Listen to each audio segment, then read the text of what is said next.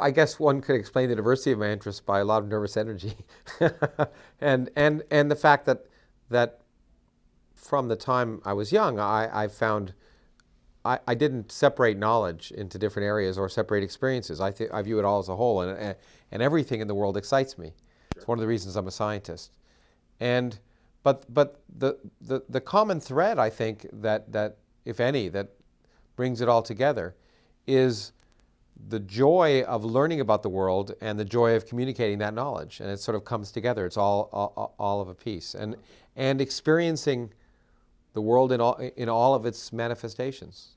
And I think the key point is not separating what happens in the world of academia from what happens in the rest of the world. For me, that there's no such separation. So I try and break stereotypes. That's another important thing to do, I think. I really do think, because there are lots of stereotypes about people, about academics, about scientists, and it's important to try and break all those stereotypes, and I certainly try.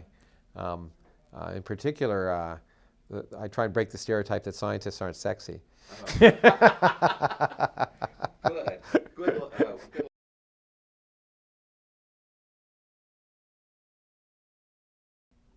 Well, I think it's fair to say that my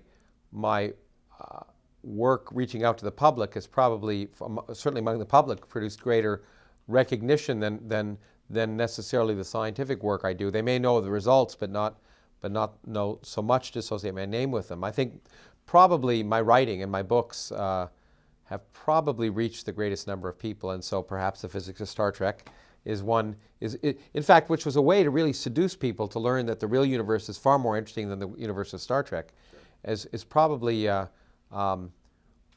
where I think the greatest name recognition would come. It's hard to know. As you say, I have a lot of hats, and I do commentary in newspapers and magazines, and now more recently TV. And so for those things, I think those reach the greatest audience.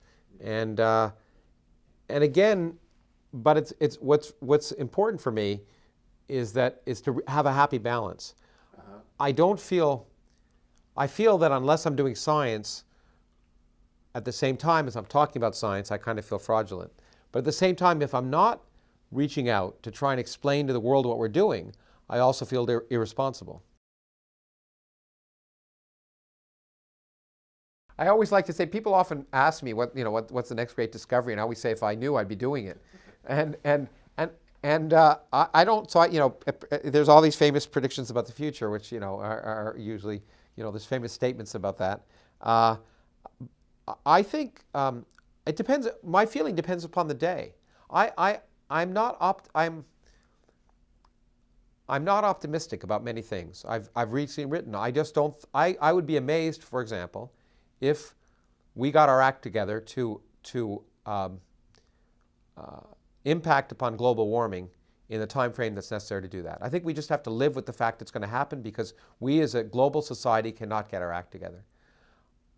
Are we going to continue to step backwards away from the renaissance that science has brought to a fear of science and a replacement of science by superstition or religious fanaticism? I don't know. I think it's certainly happening in various places around the world, and I think so my feeling is it's sort of like Charles Dickens.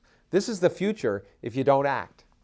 And if we as scientists don't make every effort to explain to the public why we're doing what we're doing and the results of what we're doing and how we can use it to make society better, then I think we're guaranteed to regress.